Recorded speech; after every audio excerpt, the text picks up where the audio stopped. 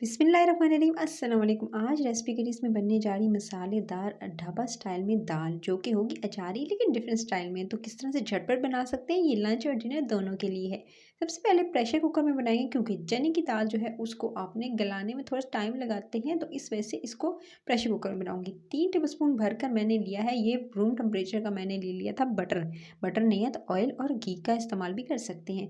साथ में आपने ले लेनी है 2 बड़ी काली इलायची, उसके साथ आपने मोटा मोटा कूटा हुआ जो है वो आपने धनिया ले लेना है। साथ में ज़ीरा 1 टेबल स्पून ही आपने मोटा कूटा हुआ ज़ीरा, उसको थोड़ा सा रोस्ट कर लीजिएगा और उसको भी आपने शामिल कर देना है। साथ में जो आपने शामिल किया है ना धनिया साबित, उसको भी अच्छा सा जो है रोस्ट करके तवे पर, उसके बाद उसको जो है वो ग्राइंडर में ग्राइंड कर लीजिएगा। अदरक लहसुन का पेस्ट इसके अंदर शामिल किया है मैंने 1 टीस्पून भरकर। उसके बाद आपने 2 अदद जो है वो हरी मिर्च लेनी है, उनको जो है आपने चॉप्ड कर लेना है और चॉप्ड करके इसके साथ ही शामिल कर देनी है। अच्छे से बटर के अंदर इसको अच्छे से जो है कुक करेंगे, क्योंकि ये बटरी जो है वो आपके सामने दाल बनने जा रही है, जो कि ढाबा स्टाइल में, क्योंकि उसका टेस्ट जो है वो बहुत डिफरेंट होता है। उसकी वजह ये होती है कि वो इसी तरह से कुक करते हैं।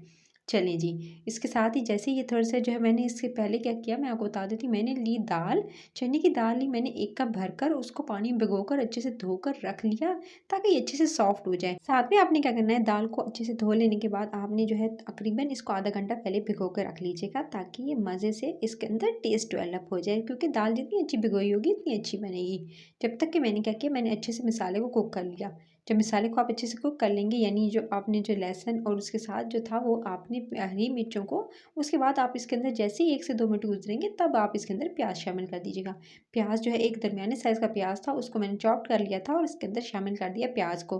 प्याज को शामिल कर देना है, और इसको याद रहे कि जब भी आप जो है वो प्याज या आप जो है अदरक लहसुन का पेस्ट जो भूनेंगे, तो हल्की आंच रखिएगा, ताकि ये जले नहीं। और आप जो है वो अच्छे से कुक करने के बाद जैसे लाइट गोल्डन कलर आएगा प्याज़ों का, इसके अंदर आपने शामिल कर देनी है भिगोई हुई दाल, लेकिन पानी निकाल के शामिल कीजिएगा। अच्छा, आपने दाल शामिल कर देनी है। ये 1 कप दाल है और भिगो कर मैंने आपको बताया रखी हुई थी, उसको मैंने शामिल कर दिया। और दाल को, भिगोई हुई दाल को आप शामिल करने के साथ ही आप इसके अंदर 2 बड़े साइज़ के टमाटर लीजिएगा और उसका छिलका उतार लीजिएगा। छिलका उतार कर फिर आप उसको ब्लेंडर में डाल के ब्लेंड कर लीजिएगा। वो पेस्ट शामिल किया। साथ में आपने हल्दी 1 टीस्पून इसके अंदर शामिल की, छोटी चाय का चम्मच।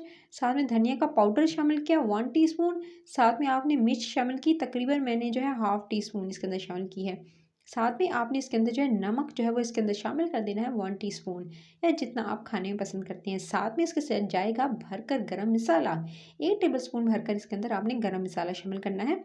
और जी इसको बहुत अच्छे से कुक करना है, जब तक कि टमाटर का पानी ड्राई ना हो जाए, और जो है वो अच्छे से मसाला जो है इसके साथ भून ना जाए। जितना अच्छा भूनेंगे उतना अच्छी दाल बनेगी। लास्ट में मैं इसके अंदर शामिल कर रही हूँ आधा टीस्पून के करीब इसके अंदर कुटी हुई लाल मिर्च। कुटी हुई लाल मिर्च का टेस्ट बहुत अच्छा लगता है दाल के अंदर।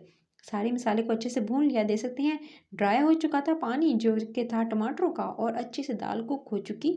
तो अब आपने क्या करना है, जब अच्छे से इस तरह से कुक कर लेंगे और अच्छे से भुन जाएगा आपका मसाला, तो ही इसके अंदर शामिल कर लीजिएगा, आपने इसके अंदर पानी शामिल करना है। अच्छा, जो पानी की मिकदार है ना गाइस, वो आपने तकरीबन 2 गिलास इसके अंदर पानी शामिल करने हैं।